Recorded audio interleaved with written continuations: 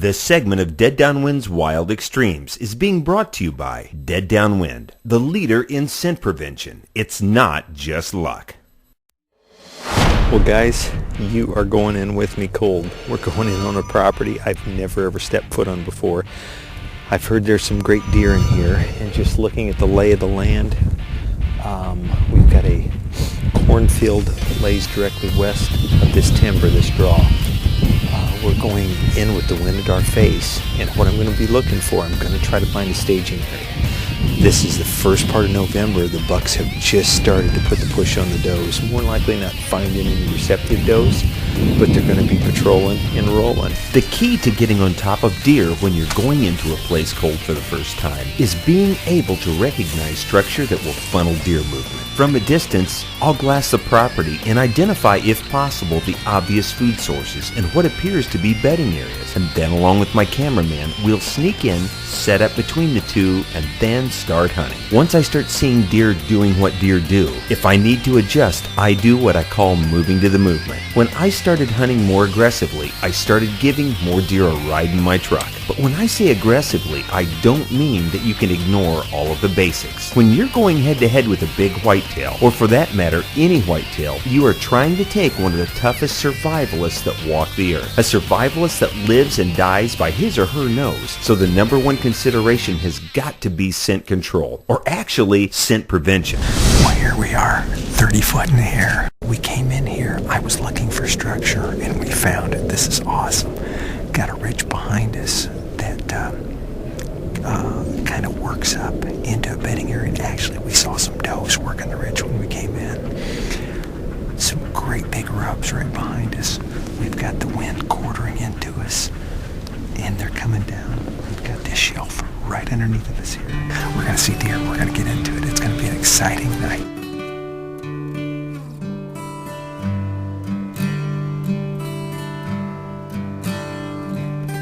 That first afternoon, it didn't take long for the deer movement to start. It was the usual does followed closely by their babies. But I had high hopes that a shooter would make it to within striking distance of my marten before the evening arrived. Now, the downside to using structure to hunt whitetails is that the rising and lowering thermals can kill a hunt. Basically, when air warms in the morning and throughout the day, the thermals rise, thus carrying your scent upward.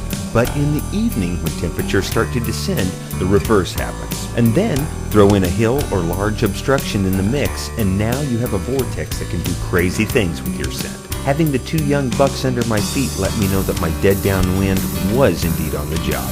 I just hope that the little bucks were a sign of good things to come.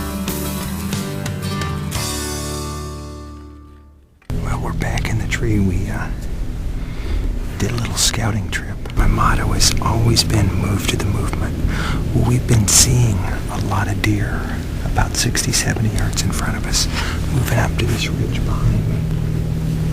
And so I started thinking about tearing this set down and moving up on top of that ridge.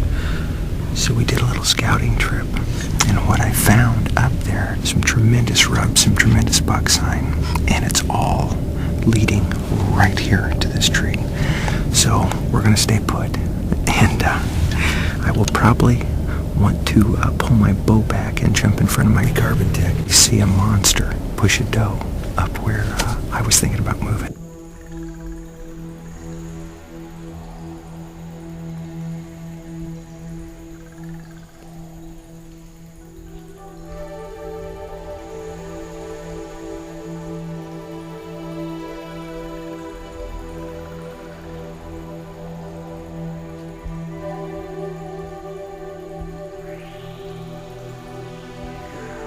I definitely had second thoughts about not moving. Remember that moving to the movement thing I talked about earlier? When this 2-year-old buck showed up, it gave me a little more confidence in my location. But then, just an hour later, I did want to step out in front of my bow.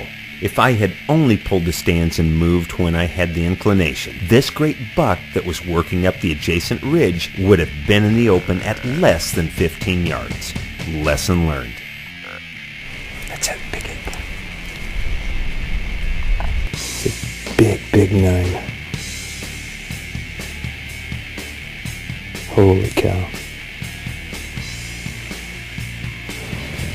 beautiful deer that would have been. I can do nothing but kick myself. He said, we should have been right there in that funnel. Obviously, before we got into the tree that morning, a hot doe had laid an irresistible trail, and all of my pleading calls were going to go unnoticed. So the only thing I could do was to sit silently and chastise myself for breaking one of my own rules of deer hunting.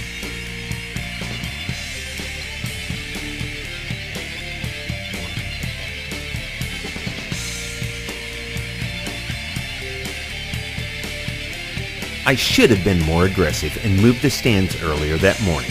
And if I had, then that buck would have been in the truck. Instead, he walked right out of my life. And as soon as he was out of sight, I started wrecking stands. When Dead Down Winds Wild Extremes returns, I will be in another truck.